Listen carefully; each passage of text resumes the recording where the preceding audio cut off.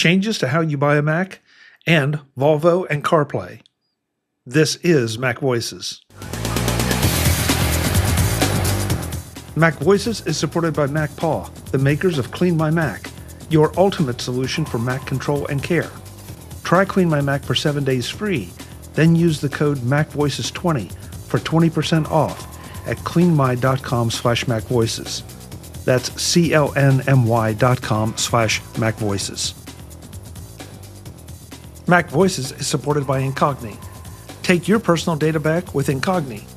Get 60% off an annual plan at incogni.com/Chuck and use the code Chuck at checkout. Eric? So we commented briefly on memory prices coming up, but one of the recent changes seems to be how you actually go online to purchase a machine. It used to be you get a sample of configurations, and now it looks like a phone where you pick the size of machine, and then after that you add features on it, which means that it's really hard to compare pricing changes. So I think it'll be easier to deal with things like memory changes or whatever, because you won't see it because you start with a baseline machine and then add. So what's listed out in the catalog, easily found, is all, it hides a lot of the costs until you finish configuring a machine. And that's brand new. Yeah, I just threw an article in the chat because I had that on my list farther down to talk about. So it's now in everybody's chat room. And I saw that today. The first reaction I had was reading an article that didn't bring that up. It just said, hey, this is now what you can do. And it's like, oh, that's great, because I think it will encourage people to more accurately purchase something that suits them or fits them, as opposed to just buying a stock configuration. And then the article started, this is a way to hide this and that. And okay, if that's the way you look at it, and maybe it is, maybe it just makes it a little more flexible so that that Apple can charge you, or does charge you, for what the price is at that moment, especially in a volatile RAM market. So I don't know, Eric, I didn't take the way you phrased it, I didn't take it as nefarious. One of the articles I read did take it as nefarious. And I just think maybe it's a reflection of the times we're in, and Apple trying to be flexible and yet still maintain its profit margins and still address the needs of customers. Well, and the only reason I kind of saw it as an issue is for businesses that want to have sort of some standard configurations or some starting recommendations. It used to be you could say, well, take the middle one or whatever, and that's the approved one. This is kind of more wide open. It's a little harder to pre-plan. You have to go through a bunch of steps to get a number, and then a bunch of other steps to compare to another number. So for planning purposes, it's significantly more difficult. It is much more consistent with how you buy a phone. So for people that start with the phone and move to the Mac, it'll be comfortable. So maybe that's why they did it. Yeah. Wow, we have quite a line here. Jeff. Eric just hit on one of the things I was going to bring up. Mac online purchasing now uses the same process as iPhone and iPad and Apple Watch. So you have consistency there. And yeah, I can see where, unless they have a different system for business, that it's going to be more difficult to figure out what your pricing is. I did go through the process of selecting a Mac today just to see how the system worked. And when you, when you start, you can look down that column on the right as you're selecting things. And the first thing that it shows you is what the stock configuration option is. So you could just go down and just click the standard, and you've got your Mac, and it matches the starting at price that you see before you even go through the process. So I liked that they they still had a way for you to fairly transparently see what a computer would cost if you just pick it up stock, and uh, and then the rest of it, just like we're buying an iPhone, it was very straightforward. I do like the old way, but at the same time, from a consumer standpoint, the new way does make sense too. I don't see it as a nefarious move. Yeah. Let's see, David. Yeah, for someone who purchases for business, and the business portal is a lot different than it is with the consumer side of things. I welcome this. I hope to see it make it over to that, because I find it the challenge just looking for the configuration, especially when we have when you have specific memory configurations you have to set. Especially, got to make sure we're only allowing a certain size SSDs. Making sure there could be there's sometimes if a person needs to have the nano glass. It was always a challenge to find all those places to check, and I applaud Apple for making this more up to date, because the navigation is so much more smoother than it had been in the past. Even I do some consumer poking around like we all do to see how the process works, but I hope it makes it over on the enterprise side too. Mark, follow up. Yeah, I was saying, I forget who it was. Maybe it was, I'm not sure, Jeff, or maybe it was Eric, was saying that some sites said that Apple's using this as a way to bury and hide their price increases. Well, I would challenge that, because the only device that I'm aware of that uses purchase memory is iPhone. Everything else, Apple makes their designs and makes their own SSDs. They make their chips, the M series chips. They're all fabbed, through TSMC. And basically, the way that sort of business works is they commit to, a certain number of thousands of wafers a month, and Apple pays on that. So if Micron memory goes up, it has absolutely nothing to do with Apple, with prices on Macs and iPads and the like. So I don't think you're right about that, Mark. The memory is not in the TSMC chip itself. It's on the die, and it's on the die and the on the M1 packages for everything except the iPhone. I may be wrong, but I'll bet you dinner on it.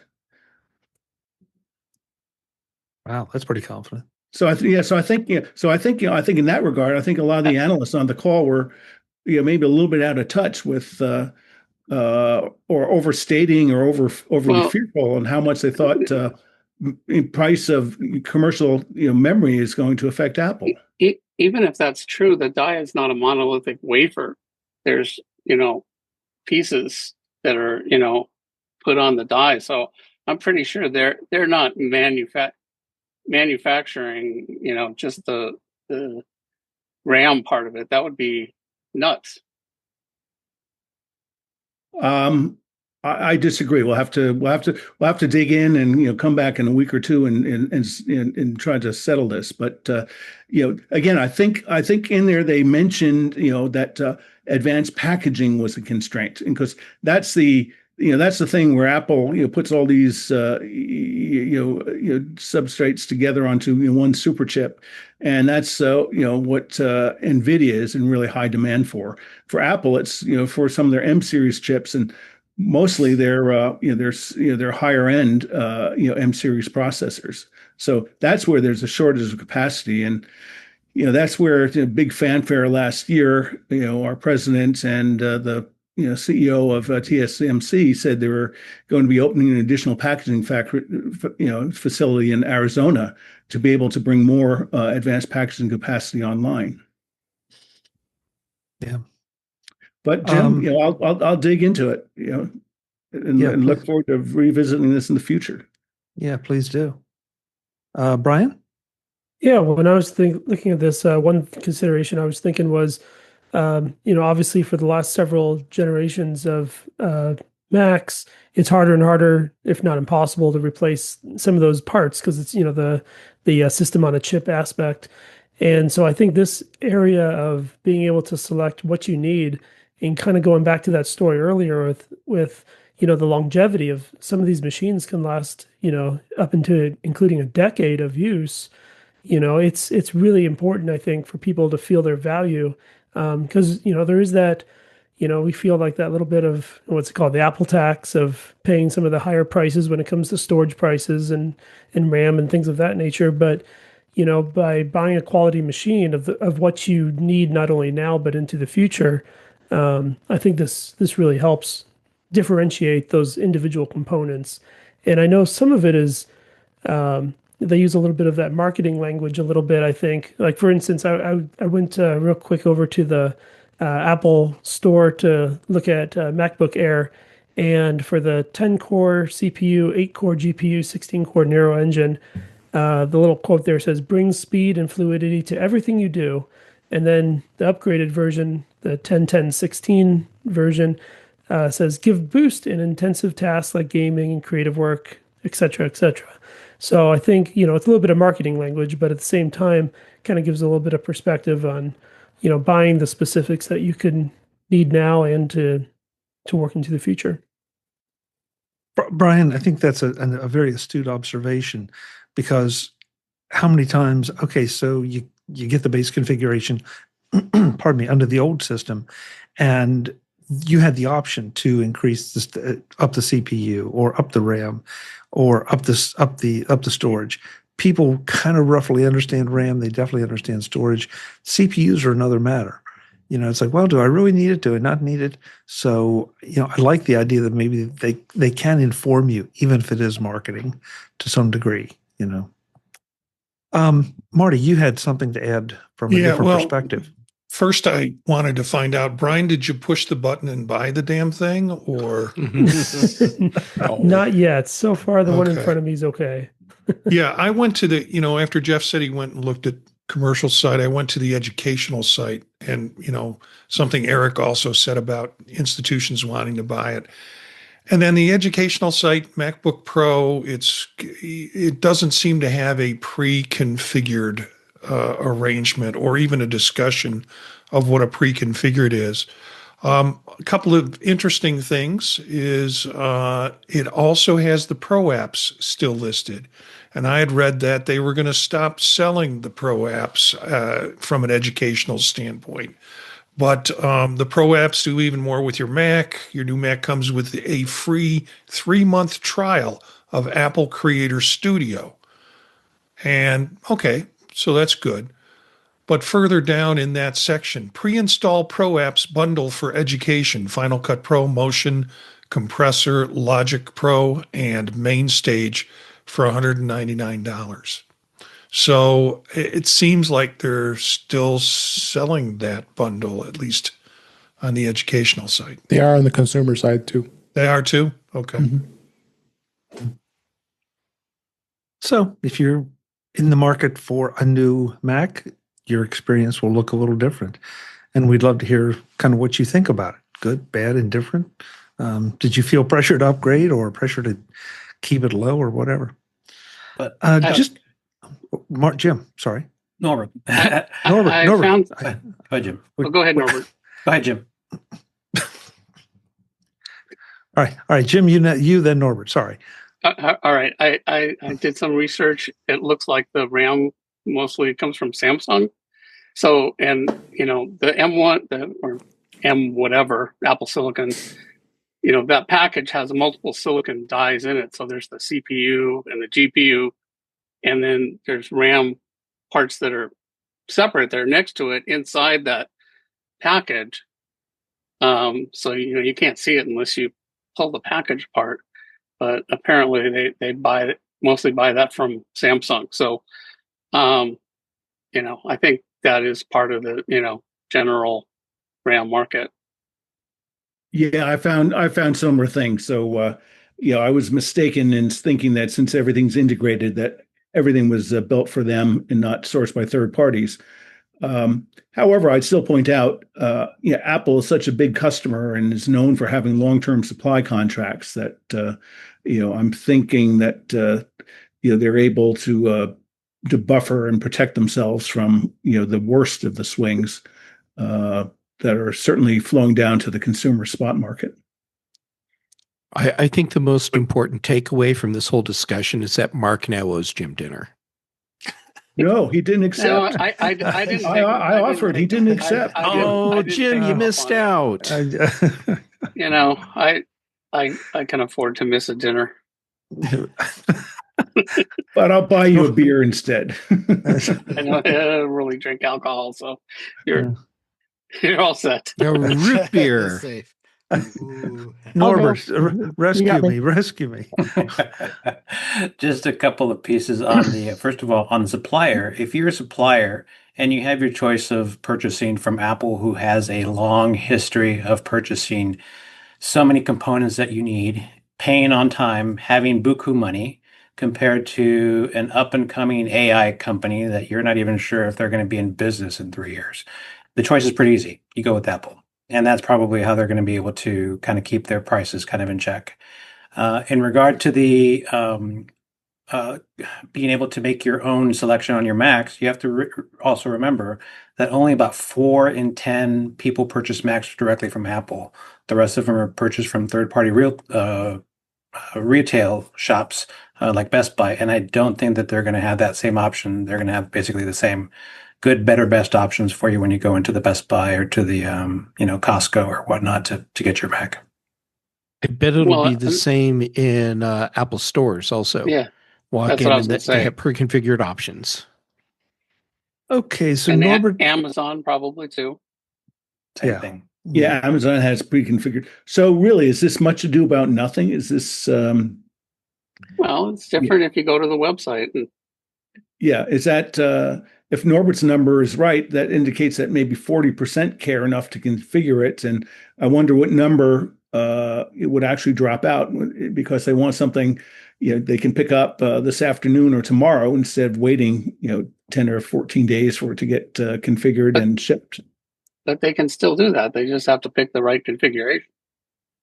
Right. That's what I'm saying is that this gives a lot of flexibility, but I think it's maybe more of this may be a little too harsh, but it may be more of a good, customer PR, customer feel good motion than something that really affects, dramatically how people configure and buy.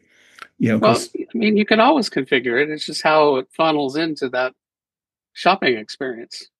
Yeah, I think we're saying the same thing. Is if you can get exactly this thing. Oh well, if I don't want to wait 10 days, I'll go for this other model instead. And that other model may be a little less of memory or a little bit more of memory at a higher price, but it's available tomorrow as a standard unit. So, Norbert, do you think this would push people more to the Apple site because the configurations can be done? And I know we just finished saying that they could always be done, but it feels like maybe the configuration option now is more forward in the experience.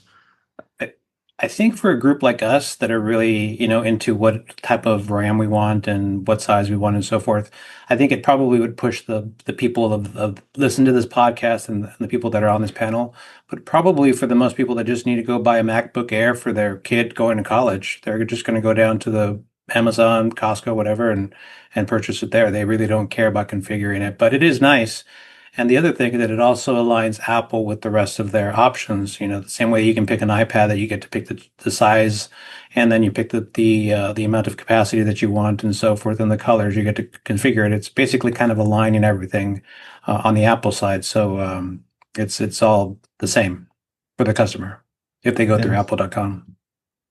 Yeah. Didn't we once have a conversation on the show, a year or two ago about how even with the standard configurations, there's always, another option below it for additional memory and additional storage capacity, and like a 10 gigabit Ethernet instead of a 1 gigabit Ethernet. So they've always been offering, upgrades,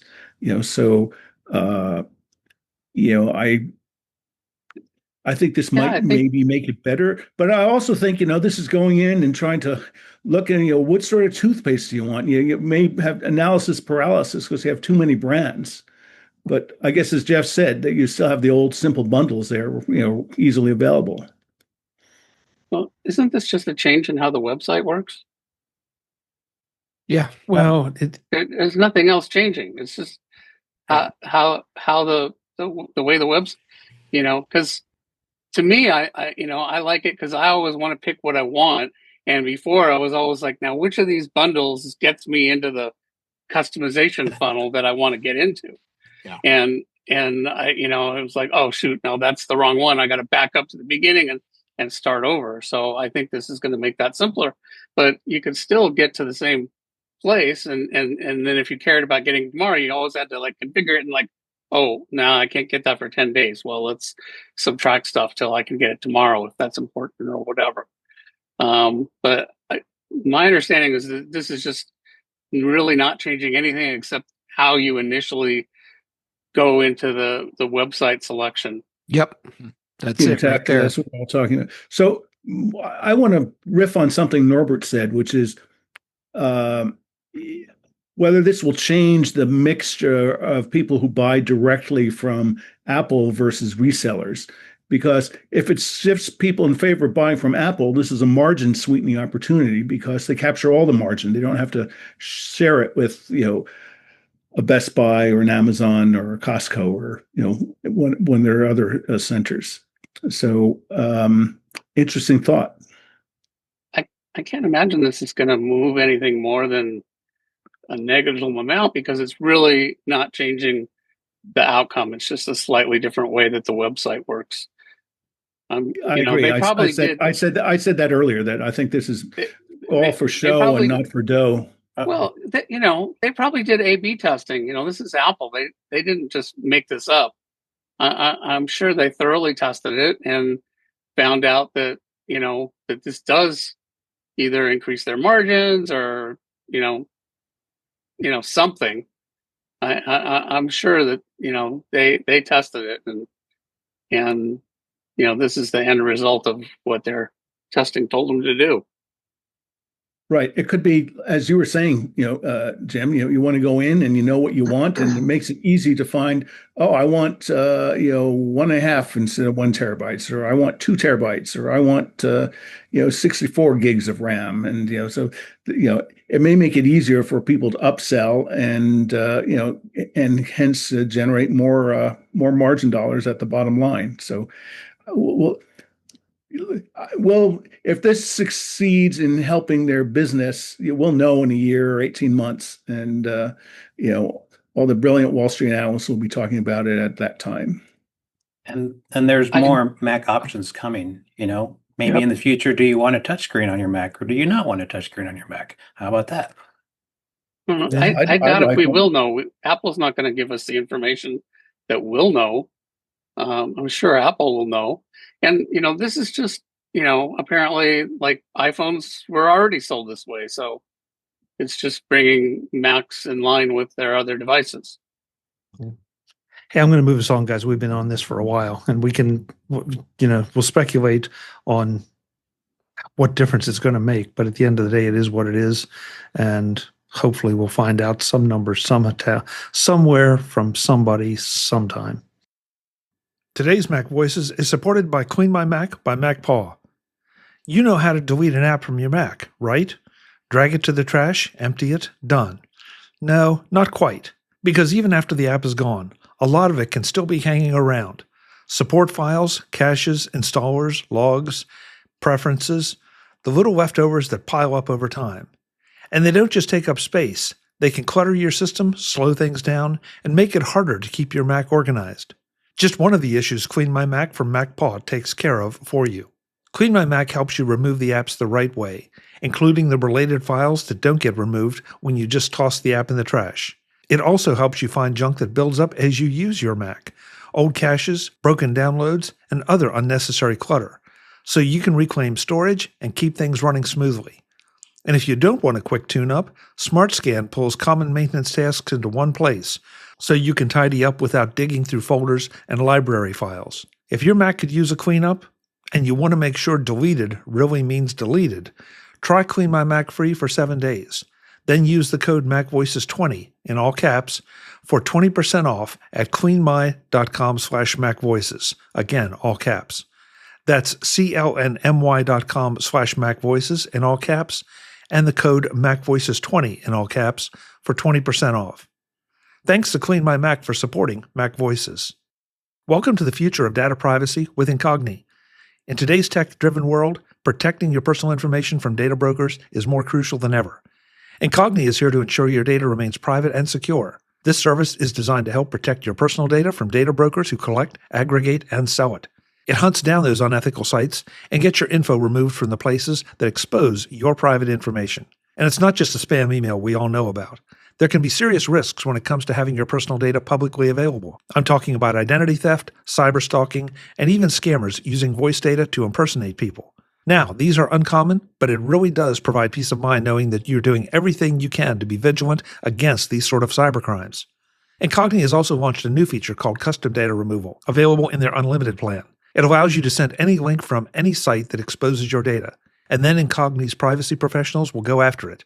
No bots, no forms, just real people making your data disappear. This is especially useful for removing records from places like legal databases or people search engines that don't play nice with traditional opt-outs.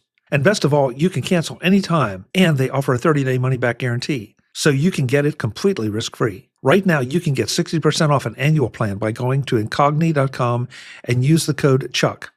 That's incogni.com/Chuck and use the code CHUCK at checkout. Right now, you can get 60% off an annual plan by going to incogni.com and use the code CHUCK. That's incogni.com/Chuck and use the code CHUCK at checkout. Thanks to Incogni for supporting MacVoices. And not only that, but Marty's looking thirsty, so I want to make sure we get to a couple things here.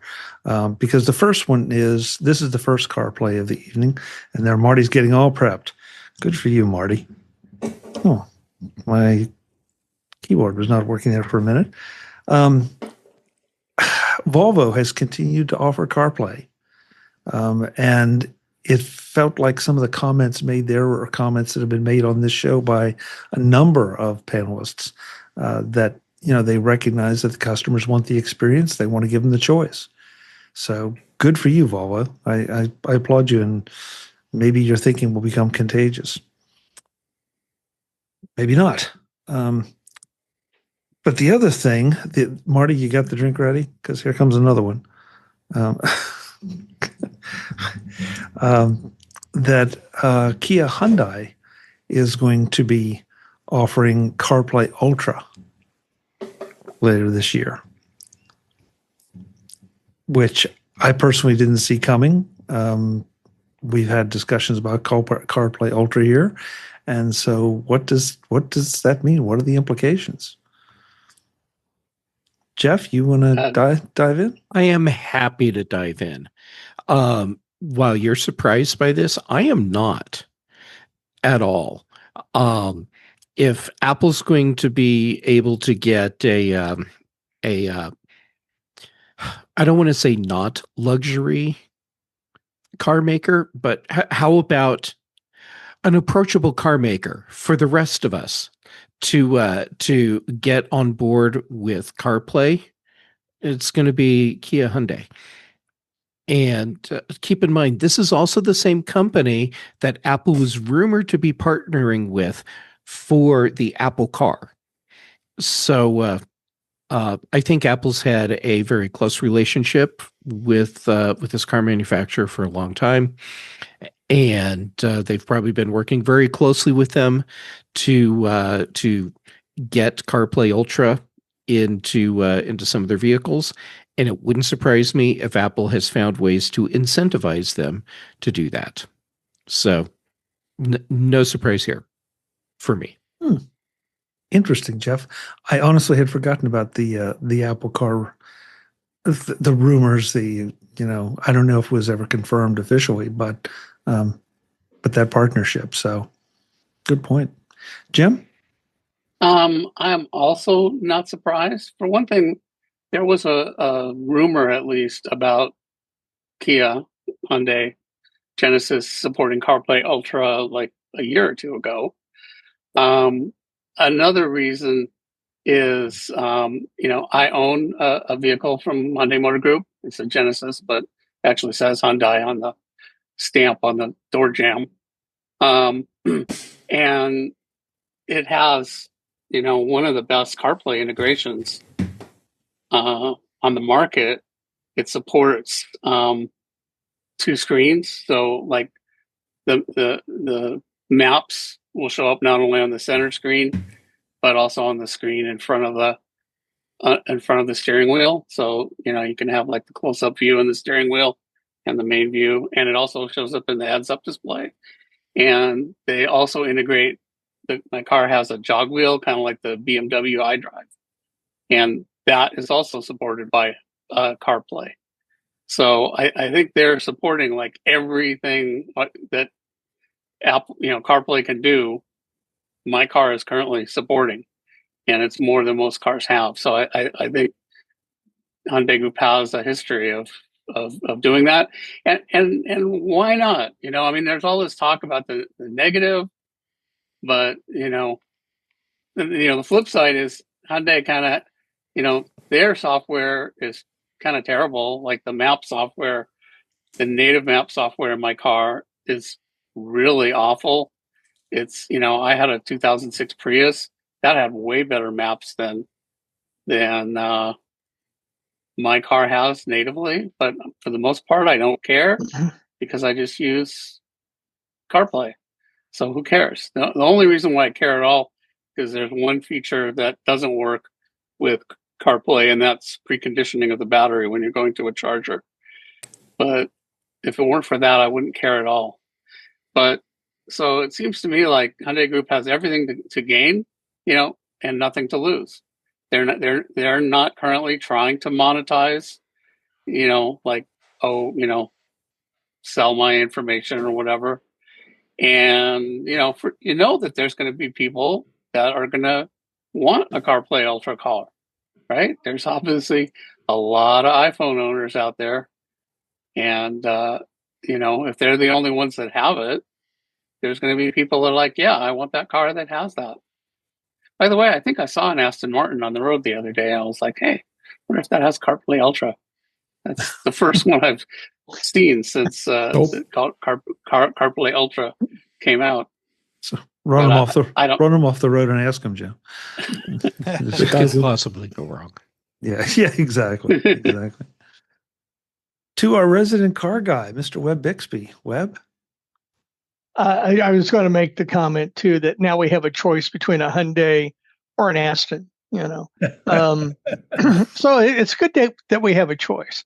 And Jim, I'm going to be a little surprised if they're committing to Ultra, that it'll make its way to the Genesis line. I'd be surprised if it didn't. It might not be this coming model year because it's a big commitment to do that. You know the Genesis line much better than I do, so maybe it could be just a plug and play. But anyway, I still have trouble saying that CarPlay Ultra has been success. I have trouble saying that it just hasn't had the adoption rate that I think we all would like to have. I'm still really pleased with the standard CarPlay, but I'm the he that also likes the UI in the Tesla too. So, and they announced that they're going to quit making my car, so I got to go find something else. So, Webb, just buy two spares so you have parts for the one, right? Well, it's a lease, so I'm going to have to give it up anyway. So I normally don't lease cars. I don't know if I've ever told this story. I normally don't lease cars, but I did the Tesla, and I'm on my fourth one because the technology changes so much. If I compare the one that I have now compared to the very first one on the self-driving or just the user interface, all the things on the display, they're incredibly different and much better on the newer cars. So that's why I've always leased my Teslas, and I've always had a Model S. Love the car, and it's going away. Quick question, Webb. Had a pretty long run. Oh yeah. So, Webb, quick question on full self-driving. Two-part question. What's your experience with it? And B, would you pay a monthly subscription? Is it good enough that you would pay a monthly subscription for it? Well, I got it as a $10,000 option. So I'll answer your question this way. First of all, here again, comparing the first car that I have to this one, the full self-driving is amazing on this car. In fact, my wife and I were. I'm a car guy. I'm a driver. I like to drive the car myself. I don't want the car to drive itself. I want to do it. That being said, my wife and I were out in a rural area here of Kansas City, and I said, "Okay, let's just try it." And it was really hard for me not to take over, but I didn't do it. I hit the button, and it got me right here. It hit stop signs as it was supposed to because I was on rural roads. And then it hit when I got closer into the city, it hit traffic lights and did the whole thing and got me into my driveway. It was about a 12-mile journey, and it worked really, really well. I still want to drive myself, but okay, maybe if I was to go out to dinner and have a couple, 3 or 4 glasses of wine, yeah, I might go ahead and turn on the self-driving and let it take over. It's going to be driving a lot better than I will if I'm intoxicated. So don't tell anybody I said that. So. Right. It's just between us and the internet web. Yeah, I know. Yeah. So YouTube's my friend.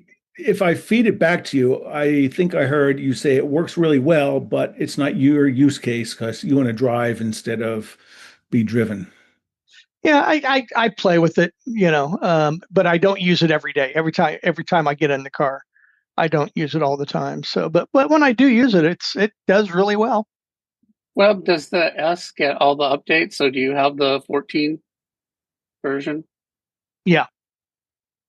Yeah. It's a 2024 model year, so it's right. But current. I wasn't sure if the S got the same updates that the Y and the 3 got. Yeah. So it has the HW4 processor. And as a matter of fact, it got it first before they put it in the 3 or the Y. So I've heard rumors that they want to charge $100 a month as a subscription. That's not a rumor. Rather than have them, have to plunk down $10K to get it. That's not a rumor. They're dropping the upfront.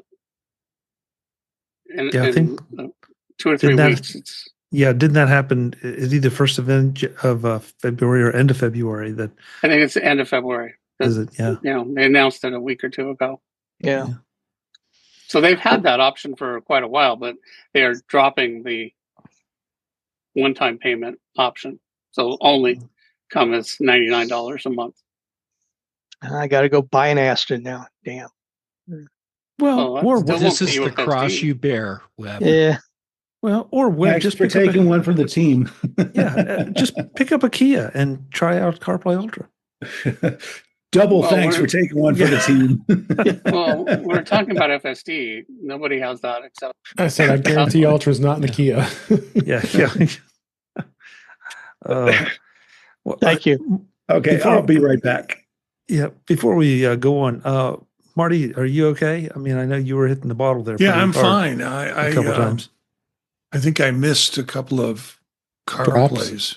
Okay. Along the way. I got those for you. So you're set. Feel free to make up for them if you want.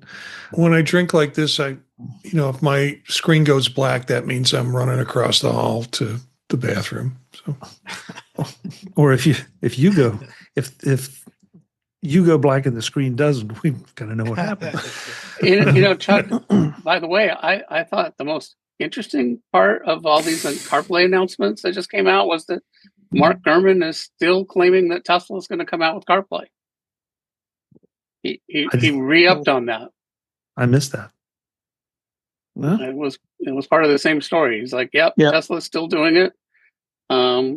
So it wasn't in the December holiday Tesla update. So I thought, well, maybe Gurman was wrong, and he still may be wrong, but he's doubling down and saying, "Yeah, this is still on the thing." So, that'll be interesting. I think if they do it, then Rivian will have to do it, and who knows what GM will do. You think Rivian will do it? I thought Rivian did. I think if Tesla does it, Rivian will have to do it. Okay. Because Rivian said they weren't going to. Yeah. But well, so did Tesla. And, and that's still Tesla's official position. It's only Mark Gurman that's, saying, but Oracle. When Elon Musk and Tim Cook got together, next thing you know, you have Apple Music and Apple Podcasts in the Tesla. So, well, I believe that Rivian will, that's a different thing than CarPlay. One thing I don't think I've ever mentioned about this, and I guess it's not out yet, but there's a lot of third-party things for Teslas, and there's a company in Eastern Europe. I'm not sure what the company's called, but they have this thing called Sexy Buttons that allows you to add extra buttons to. Do you have those, Webb? I do not, because I have a lease car, so I can't make those types of modifications to it. Well, anyway, they're coming out with a new display that will go in front of the steering wheel on a Model 3 and Y. There goes my thing. And, the 3 and the Y don't have a screen in front of the steering wheel. So they're going to be selling, I think it's coming out in 2 or 3 weeks, this device. And there are a bunch of these that you can buy, but this one I think looks really nice.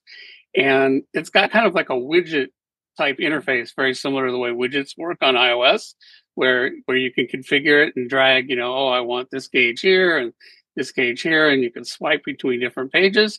And one of the things that you can select as a widget is CarPlay. So you can just be like, I want CarPlay, and let me just hold this for a minute.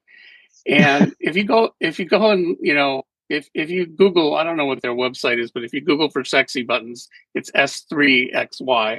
Elon just killed that now. That was the acronym, right? S3XY. But anyway, if you look and see how this works, anybody that's saying, I don't want to put in CarPlay. Well, if you just do it like that, then, it's totally up to the customer. You want CarPlay, and, throw it on there like a widget, and you can control, does it take over the whole screen or part of the screen? It's completely configurable. Or, if you don't want it, then don't put it on there and, don't use it. So, if this, relatively small company can make a real nice interface with CarPlay like that, then the idea that GM and Rivian and et cetera can't do this and can't give customers a choice, it's just ridiculous. And these people have shown, here's how to do it in a way that, if users want to use it, they have it. If they think that, Rivian's or GM software is better, they don't have to use it. So check that out. Look, search S3XY buttons and look for their dashboard. And there's an interesting video on YouTube that it's, even if you don't have a Tesla, which I don't, it's just interesting to see how they set this up and did the user interface. It's very nice. And I just threw the link in the chat rooms, Jim. So if you that's it. If you are interested, it's right there. Visit MacVoices.com for show notes and to connect with Chuck on social media. Get involved in our Facebook group or like our Facebook page, and get more out of your Apple tech with MacVoices Magazine, free on Flipboard and on the web. And if you find value in it all, consider supporting us through either our Patreon campaign at patreon.com/MacVoices or by making a one-time donation via the PayPal link on our front page and in the show notes of each episode. You will join these fine people who help bring you Mac Voices.